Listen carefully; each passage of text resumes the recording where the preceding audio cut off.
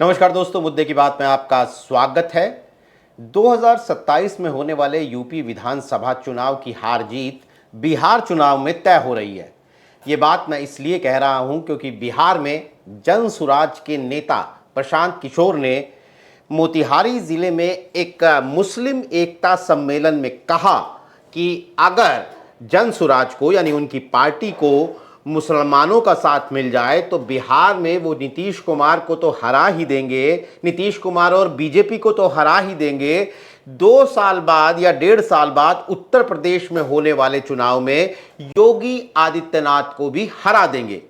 अब बिहार के चुनाव में यूपी और योगी आदित्यनाथ को खींच के लाने का क्या सबब है, क्या ज़रूरत है, इस सवाल को अगर गौर से देखें, इस सवाल का जवाब ढूंढें तो कई दिलचस्प एंगल सामने आते हैं। और प्रशांत किशोर अगर अपनी बात गंभीरता से कह रहे हैं तो यूपी की मल्टी स्टारर पॉलिटिक्स में प्रशांत किशोर की एंट्री भी एक नई तस्वीर दिखाती है, जिसे समझाने के लिए हमारे साथ हैं वरिष्ठ पत्रकार और राजनीतिक विश्लेषक डॉक्टर उत्कर्ष सिन्हा। डॉक्टर उत्कर्ष सिन्हा, आपका बहुत बहुत स्वागत है। पहला सवाल मेरा यही है कि प्रशांत किशोर के बयान को आप कैसे देखते हैं? क्या ये योगी आदित्यनाथ की जो तथाकथित मुस्लिम विरोधी छवि है उसे बिहार के मुस्लिम वोटरों के बीच में भुनाने की कोशिश है या फिर कुछ और है? देखिए, कोई भी राजनीतिक दल है वो अपनी जमीन ढूंढ रहा है, वो कोई भी एंगल ले सकता है।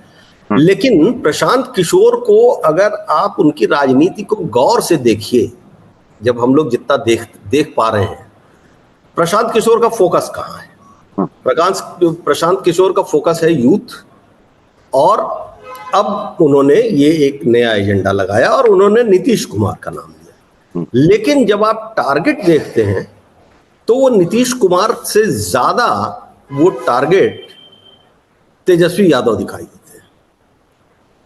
और क्योंकि इस वक्त बिहार में जो फिजा बन रही है उसमें बड़ा क्लियर कट 1-to-1 एनडीए और यूपीए, एनडीए और इंडिया अलायंस, यूपीए तो रहा नहीं, की लड़ाई चल रही है। अब प्रशांत किशोर एक तीसरा लाइन है, इसमें तीसरा कोना है। ये कोना डैमेज असल में किसको करना चाहता है, और यहीं पे वो पॉलिटिक्स दिखाई देती है जो दरअसल बयानों में नहीं होती। प्रशांत किशोर की जितनी, देखिए बिहार में नीतीश कुमार के साथ माइनॉरिटी वोट बहुत ज्यादा नहीं इन कंपैरिजन ऑफ आरजेडी के पास ज्यादा वोट है। माइनॉरिटीज का भरोसा जो है, मुस्लिम का भरोसा, वो आरजेडी के पास है। सीमांचल के कुछ इलाकों को छोड़ दिए जहां पिछली बार ओवैसी को कुछ सफलताएं मिलने दिखाई दे रही थी, लेकिन अदरवाइज पूरे बिहार में इन जनरल जो बीजेपी का से लड़ता हुआ दिखाई दे रहा है वो तेजस्वी यादव है। और जाहिर सी बात है कि मुसलमान वोटर जो है वो तेजस्वी यादव के पीछे लामबंद हो रहा है। तो नीतीश कुमार पर भरोसा ठीक है, माइनॉरिटीज का रहा है, लेकिन बीजेपी के साथ जाने के बाद वो इक्विटी उनकी लूज हुई, और खासतौर पे वक्फ बिल और ये सारी चीजें। तो यहां पर जाके ये एक संदेह होता है कि जब पूरा ट्रैक देखते हैं हम, प्रशांत किशोर का पॉलिटिकल ट्रैक, उनका प्रोफेशनल ट्रैक, तो ये दिखता है कि कहीं ऐसा तो नहीं है कि Prashant Kishor actually India alliance की गणित को कमजोर करने की कोशिश कर रहे हैं। और वो कोशिश जब दिखने लगती है, वे देखिए यूपी में भी अखिलेश यादव लड़ रहे हैं योगी आदित्यनाथ के सामने, जैसे 1-to-1 की कहानी है। इंडिया अलायंस के लीडर यहाँ अखिलेश हैं और बिहार में तेजस्वी हैं। तो योगी आदित्यनाथ को चुनौती अगर देंगे उस इक्विटी के साथ, तो नुकसान किसका करेंगे आज की राजनीति में? जाहिर बात है कि अखिलेश यादव का नुकसान होगा। बिल्कुल बिल्कुल। और वो जो जब ये लाइन दिखने लगती है तो फिर उन चर्चाओं की तरफ भी विचार करना चाहिए जब ये आरोप लगते हैं प्रशांत किशोर पर कि दरअसल वो बीजेपी की एक डमी पॉलिटिक्स का हिस्सा हैं। मैं ये नहीं कहता, मैं तो बहुत ओपनली ये मानता हूं कि हर व्यक्ति जो राजनीति में है उसको अपनी धारा अपनी तय करने का अधिकार है। कितना बी टीम है, कौन कितना शैडो फाइटर है, वो तो बाद में पता चलता है ना। लेकिन पहले संदेह नहीं करना चाहिए, लेकिन करना भी चाहिए, क्योंकि भारतीय राजनीति जिस मोड़ पर इस वक्त खड़ी है, उस वक्त परसेंटेज ऑफ वोट्स का डेविएट होना किसी की संभावनाओं को ग्रहण लगा सकता है। प्रशांत किशोर का जो जातीय समीकरण बनता है, और बिहार में वो आदर्शवाद की राजनीति कर रहे हैं, इसमें मैं एक बात जोड़ दूं कि मान लीजिए कि कोई बी टीम नहीं है, कोई टीम बना के नहीं खेल रहा है, वो अपनी ही पॉलिटिक्स कर रहा है, तो उसका समीकरण भी तो कुछ ना कुछ कहेगा ना। तो ऐसी सूरत में भी अगर वो मुस्लिम वोटरों को लामबंद कर रहे हैं तो अखिलेश का ही हिस्सा काट रहे हैं, इससे हिंदू ध्रुवीकरण भी होगा तो भी बीजेपी को ही फायदा होगा। यानी बी टीम के तौर पर ऑफिशियली या अनऑफिशियली है या नहीं है, उनकी अपनी जो ये जब उनका राजनीतिक पैंतरा है, अगर लोग कह रहे हैं कि इससे बीजेपी को फायदा होगा तो उसे नकारा तो नहीं जा सकता। नहीं, जाहिर सी बात है कि फायदा तो इस पूरे खेल में अगर एक ऐसी पार्टी इमर्ज करती है जो माइनॉरिटी वोट्स को डिवाइड कर रही है, उसकी इक्विटी को के ऊपर कोशिश कर रही है लेने की, तो जाहिर सी बात है कि वो बीजेपी को के लिए फायदेमंद है, इसमें कोई दो राय नहीं है। तो मैं ये कह रहा था कि जो आदर्शवाद की राजनीति है, प्रशांत किशोर ने अभी तक अपने पूरे कैंपेन के भीतर जाति संप्रदाय को लेकर लाइन नहीं ली थी। वो बेरोजगारी की बात कर रहे थे, वो विकास को, बिहार को एक नया चेहरा देने की बात कर रहे थे, वो विकास के अपने एक डिजाइन पर बात कर रहे थे। Across caste politics, across communal politics, यानी कि जो भारतीय राजनीति की और उत्तर भारतीय राजनीति की जो समकालीन धाराएं चल रही हैं, दो मंडल और कमंडल, इन दोनों से इतर बात कर रहे थे। लेकिन अब वो इस लाइन पर आ रहे हैं, और ये वो लाइन है जो बीजेपी को सूट करती है। तो चर्चा तो दूसरी तरफ जाएगी ही, और खासतौर पे योगी आदित्यनाथ का जिक्र करके जब वो ये बात बिहार में कह रहे हैं, तो बिल्कुल स्पष्ट है कि योगी आज की तारीख में हिंदुत्व के सबसे फायर ब्रांड और सबसे बड़े ब्रांड है। इसमें भी कोई दो राय नहीं है। इसमें भी कोई दो राय नहीं है कि योगी आदित्यनाथ की सभाएं बिहार के चुनाव में होंगी, होती रही हैं। तो वो जो मुस्लिम के भीतर जो एंटी योगी एक पोजीशन है, क्योंकि वो उग्र हिंदुत्व की राजनीति के साथ नहीं है, वो अगर इन्फ्लुएंस होता है तो फायदा किसका? और अगर ये फायदा है तो राजनीति तो देखिए संधियों और दुर्विसंधियों का खेल है। जी बिल्कुल। तो उसमें ये संदेह कर लेने में भी कोई हर्ज नहीं है। बात अलग है, हम उसकी चर्चा नहीं करेंगे, लेकिन मैं फिर भी एक मेंशन कर देता हूं कि चाहे वो अरविंद केजरीवाल हो, चाहे वो मायावती हो, वो तमाम पार्टियां जो एनडीए और इंडिया के अलग किसी एक राज्य में लड़ती हैं, और उन पर आरोप जब लगता है कि वो बीजेपी को फ़ायदा पहुंचा रही हैं या इंडिया को फ़ायदा पहुंचा रही हैं, वो हमेशा इसे नकारती हैं। प्रशांत किशोर भी जाहिर तौर पर इसे नकारेंगे। लेकिन अगर हम विशुद्ध समीकरणों की बात भी कर लें तो जिस वोट बैंक में वो सेंध लगाना चाह रहे हैं, वो वोट बैंक बीजेपी या एनडीए गठबंधन के विपक्ष वाला वोट बैंक ही है। ऐसे में फ़ायदा कहाँ होगा ये साफ नज़र आता है। हम बिहार चुनाव पर यूपी की रिफ्लेक्शन की ही बात कर रहे हैं, तो एक सवाल मैं ये भी आपसे लेना चाहूँगा डॉक्टर उत्कर्ष सिन्हा की, अखिलेश यादव जा रहे हैं बिहार। यूँ तो इंडिया गठबंधन के तमाम नेता जो वहाँ जो उस गठबंधन के मुख्यमंत्री हैं या बड़े नेता हैं, तमाम राज्यों से, दक्षिण के राज्यों तक से आ रहे हैं, लेकिन अखिलेश यादव का बिहार में जाना, राहुल गांधी प्रियंका गांधी के साथ उस वोटर अधिकार यात्रा में शिरकत करना, आप कैसे देखते हैं इसे? देखिए, 2 दिन पहले एक प्रेस कॉन्फ्रेंस अखिलेश यादव ने लखनऊ में की थी, और मैं उस प्रेस कॉन्फ्रेंस में मौजूद था, और ये प्रश्न मैंने उनसे पूछा मैंने ये पूछा कि ये खबर है कि आप जा रहे हैं बिहार, तो इंडिया अलायंस, इस बिहार यात्रा का मकसद इंडिया अलायंस को मजबूती, सैद्धांतिक समर्थन और मजबूती देना है, या समाजवादी पार्टी बिहार के चुनाव में कोई अपनी भूमिका भी देख रही है? ये प्रश्न मैंने किया। अखिलेश यादव ने सीधे जवाब दिया कि इस वक्त की जरूरत इंडिया गठबंधन को सैद्धांतिक, नैतिक रूप से मजबूत करने की बात है।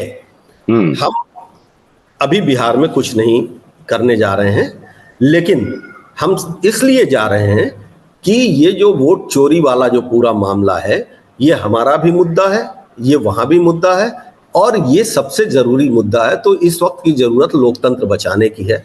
तो ये उनका बयान था। मुझे जो बाकी चीजों को देखने से भी लगता है, देखिए इस वक्त क्या है कि जब से दो पॉइंट हैं। एक पॉइंट है जाति जनगणना वाला, जब शुरू हुआ था तो भी राहुल और अखिलेश एक पिच पे दिखाई दे रहे थे। वोट चोरी वाले मामले जो राहुल गांधी जिसको कहते हैं, जो दरअसल मतदाता सूची को लेके उठा विवाद है, उस विषय पर भी हम चाहे संसद के भीतर की बहस में देखें, संसद की सीट को देखें, कौन कहां बैठ रहा था, उस केमिस्ट्री को देखें, और चाहे वो दिन याद करें जब वो इलेक्शन कमीशन डेलीगेशन सांसदों का जा रहा था और अखिलेश यादव बैरिकेड कूद गए थे, तो भी वही पिच दिखाई देती है, एक कॉमन पिच दिखाई दे रही है। उसमें कहीं कोई दो राय, दो मत नहीं जा रहे हैं। तो ऐसी स्थिति में अखिलेश यादव तो जा ही रहे हैं।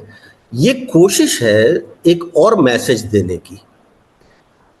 दूसरे प्रदेशों के भी नेता आ रहे हैं, स्टालिन भी आ रहे हैं, ऐसी खबर है, ममता बनर्जी भी कभी जाएंगी, ये भी खबर लग रही है। तो इन सारे लोगों के जाने का एक क्लियर कट मैसेज है, इंडिया अलायंस की एकजुटता,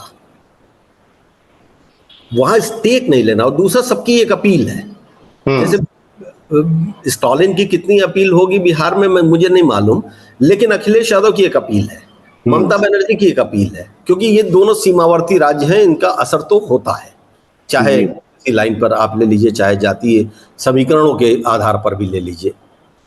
तो ऐसे में अखिलेश यादव बहुत क्लियर है, और मुझे लगता है कि ये अखिलेश यादव की बात नहीं है, इंडिया अलायंस के जो स्ट्रेटजिक बनाने वाले लोग हैं, उन्होंने इस चीज को तय किया है कि यहाँ भी ये चेहरा दिखाया जाए, एकजुटता दिखाई जाए, जो अभी पार्लियामेंट में दिखाई दी थी, वो अब मिल के यही पेस हम दो अपोजिशन ये चाहेगा, इंडिया अलायंस ये चाहेगा कि 2029 तक के चुनाव में ये यूनिटी दिखाई देती रहे।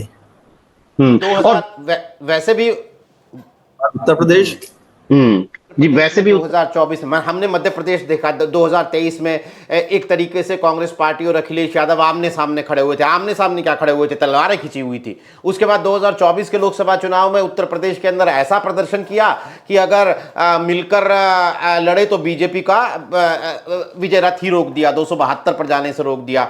उसके बाद महाराष्ट्र में, हरियाणा में, दिल्ली में फिर हमने देखा कि मामला अलग अलग था। और हम लोग ये बात कर रहे थे इस कार्यक्रम में भी कि ये वोटर के लिए क्या संदेश दे रहे हैं कि हम लोकसभा में साथ लड़ते हैं, हरियाणा में फिर अखिलेश यादव अलग लड़ रहे थे, दिल्ली में वो अरविंद केजरीवाल की रैली में शिरकत कर रहे थे जो कांग्रेस के खिलाफ खड़े हुए थे।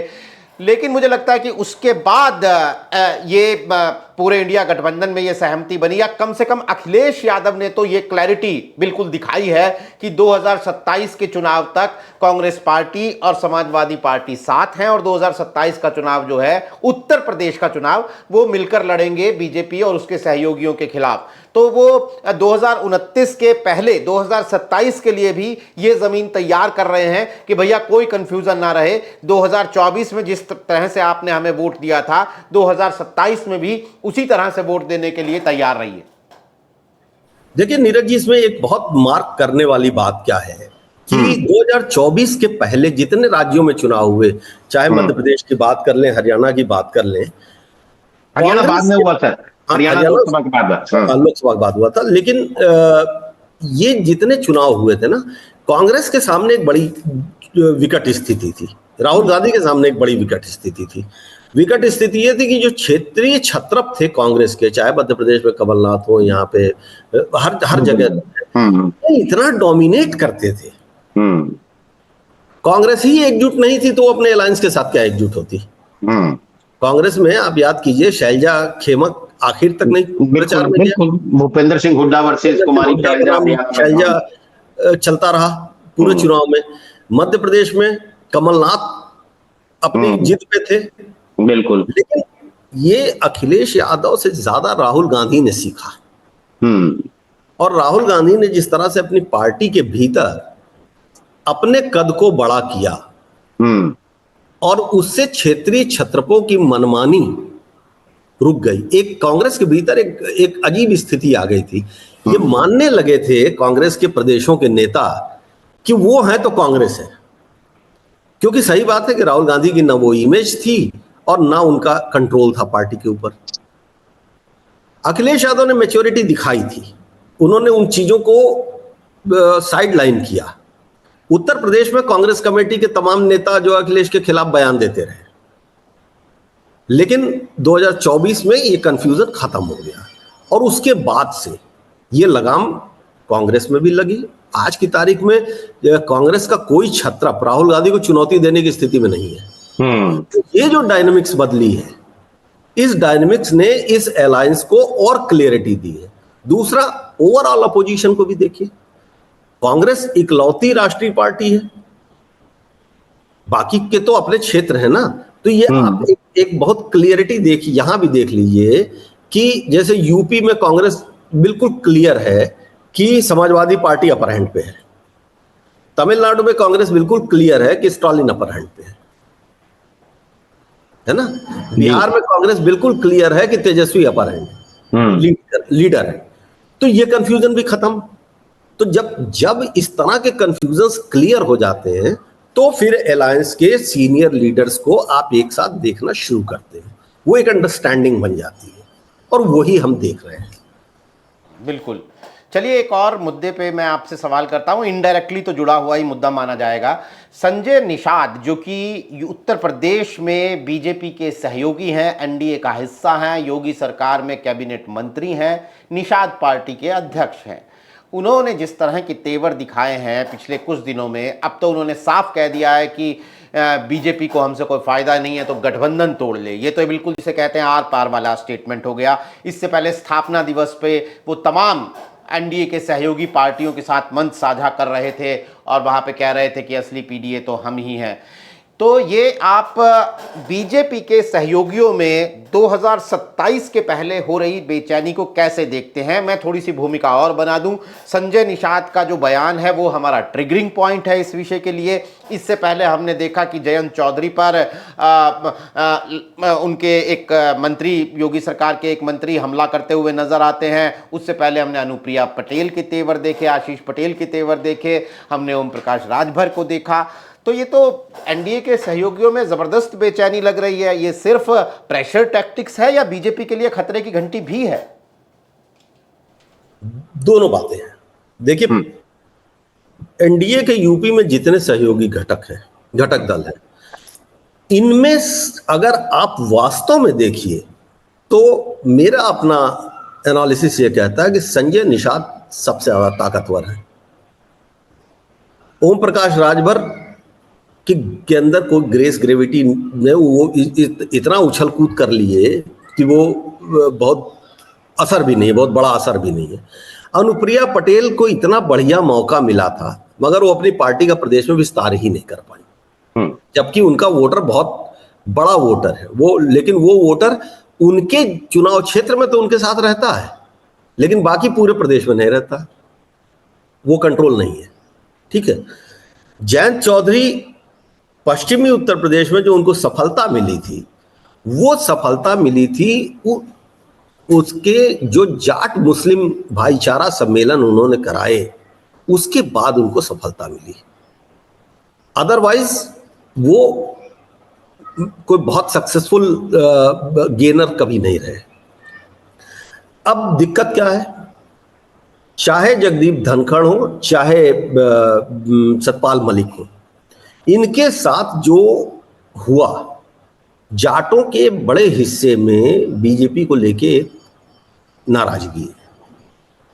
इसी तरीके से संजय निषाद के हाथ में ट्रंप क्या है? संजय निषाद का जो समाज है, संजय निषाद जो है वो पूरे उत्तर प्रदेश में उनके समाज की उपस्थिति है और वो उसके ऊपर काम करते रहे हैं। और सबसे बड़ी बात कि बीजेपी आज की तारीख में जो गोरखपुर बीजेपी का सबसे बड़ा गढ़ है, योगी आदित्यनाथ जी का जनपद, वहां निषाद वोटों के बिना बीजेपी का संसदीय सीट जीत पाना बड़ा मुश्किल है, बहुत मुश्किल है। वो हमने देख लिया था जब संजय निषाद ने अपने बेटे को लड़ाया चुनाव, तब भी योगी जी मुख्यमंत्री बने थे और नए नए मुख्यमंत्री बने थे, कोई एंटी इनकम्बेंसी नहीं थी, लेकिन चुनाव हार गई बीजेपी वहां। बिल्कुल। तो संजय निषाद का कैलकुलेशन बहुत क्लियर है, वो जानते हैं कि वो सबसे ज्यादा दबाव बना सकते हैं। और दूसरा, वो कभी भी बीजेपी के सामने सरेंडर्ड नहीं दिखे हैं। वो जिस दिन से हैं, वो दिल्ली जरूर जाके आपको अमित शाह से मिलते दिखाई देंगे, लेकिन वो योगी आदित्यनाथ के साथ उनकी बहुत कार्डियल केमिस्ट्री वाली कोई तस्वीर आप हार्डली ढूंढ पाएंगे। तो वो अपनी पॉलिटिकल वैल्यू को बनाए हुए हैं और इसीलिए वो ये ताकत उनके भीतर है, वो दिखा पा रहे हैं कि ठीक है बीजेपी को नहीं है तो वो, जाहिर सी बात है ये सारे छोटे दल ये अपनी इक्विटी बढ़ाने की कोशिश करेंगे आने वाले चुनाव में। और उनको ये भी पता है कि सबसे बड़ा जो इशू बन गया है इस बार, जो हम 22 से स्टार्टिंग देखी हमने, फिर 24 में उसका एक बड़ा फर्क देखा, पीडीए। और ये जितने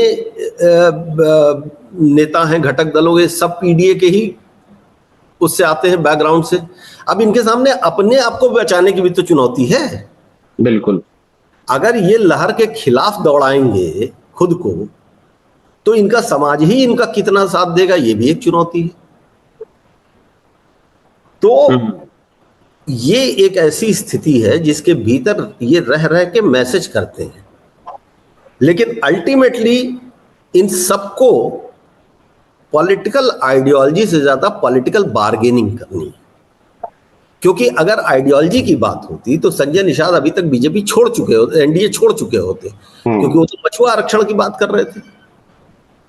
उसी नाम पर उन्होंने कैंपेन किया था, उसी नाम पर उनकी पार्टी बनी हुई है, लेकिन वो एजेंडा साइडलाइन है। तो उनको अपनी इक्विटी बढ़ानी है, क्योंकि उनकी बिरादरी काफी जगहों पे इन्फ्लुएंशियल है जी। लेकिन 24 में हमने देखा वो काम नहीं कर पाए, बीजेपी के लिए वो काम नहीं कर पाए संजय निषाद, वरना मेनका गांधी चुनाव न हारी होती सुल्तानपुर से। तो ऐसे बहुत सारी चीजें हैं, लेकिन अल्टीमेटली इन सारी पार्टियों का मकसद सिर्फ अपने लिए सीटों को बढ़ाना है, और इससे ज्यादा तो ये कभी इधर दबाव देते हैं, कभी इधर दबाव देते हैं, और पीठ पीछे बातचीत सबके यहाँ जारी रहती है। ओम प्रकाश राजभर कुछ आगे निकल गए हैं, तो अब उनके लिए रास्ते खुलेंगे कि नहीं खुलेंगे मालूम नहीं। अनुप्रिया पटेल लगातार नरेंद्र मोदी के साथ एक बहुत क्लोज एलाई के तौर पर दिखाई देती है, हालांकि उनके पति जो उत्तर प्रदेश में मंत्री हैं वो बहुत डिस्टर्ब रहते हैं। बिल्कुल। तो ये तो बहुत पर्सनलाइज पॉलिटिकल पार्टियां हैं, इनका कोई बड़ा आइडियोलॉजिकल बेस नहीं है। अगर सिद्धांत की बात होती तो सुहेल देव राजभर की प्रतिमा के उद्घाटन में जो विवाद हुआ था, ओम प्रकाश राजभर को स्टैंड लेना चाहिए था। जो ओम प्रकाश राजभर एक जिलाधिकारी के ट्रांसफर को हटवाने के चक्कर में सरकार छोड़ देते हैं, वो अपने बेसिक एजेंडा के साथ खिलवाड़ होने के बाद भी पार्टी बने रहते हैं, तो कौन सी आइडियोलॉजी है? बिल्कुल। बिल्कुल। भले ही ये पार्टियां जो एनडीए में शामिल हैं और बीजेपी की सहयोगी पार्टियां हैं उत्तर प्रदेश में, संजय निषाद, अनुप्रिया पटेल, जयंत चौधरी, ओम प्रकाश राजभर, इनका बहुत ही बेशक एक स्पेसिफिक पॉकेट्स में अपने अपने इलाकों में ही जोर हो, लेकिन जब बीजेपी के लोग भी ये कहते हैं कि अखिलेश यादव के पीडीए के खिलाफ जो हमने एनडीए में दीवार बना रखी है वो इन्हीं सहयोगी पार्टियों की शक्ल में है। ऐसे में अगर ये तेवर दिखाती हैं, अगर ये बीजेपी को आंख दिखाती हैं, तो उसे पूरी तरीके से नज़रअंदाज करना भी बीजेपी के लिए आसान नहीं है, बल्कि बीजेपी के भीतर खतरे की घंटी भी इसे लेकर अगर बजती है तो उसमें कोई हैरानी नहीं है, जो कि हो रहा है। साफ है, बिहार के चुनाव में उत्तर प्रदेश के नेताओं की धमक दिख रही है। उत्तर प्रदेश में 2027 के चुनाव से पहले न सिर्फ विपक्षी दलों में बल्कि सहयोगी दलों में भी जिस तरह की खींचतान चल रही है, उससे साफ है कि आने वाले दिनों की ये पॉलिटिक्स बहुत दिलचस्प मोड़ पर खड़ी होने वाली है, बहुत दिलचस्प शक्ल अख्तियार करने वाली है, जिस पर हमारी नज़र बनी रहेगी। आज कार्यक्रम में शिरकत करने के लिए डॉक्टर उत्कर्ष सिन्हा, आपका बहुत बहुत शुक्रिया। तमाम दर्शकों का आभार। दोस्तों, आज के लिए नमस्कार।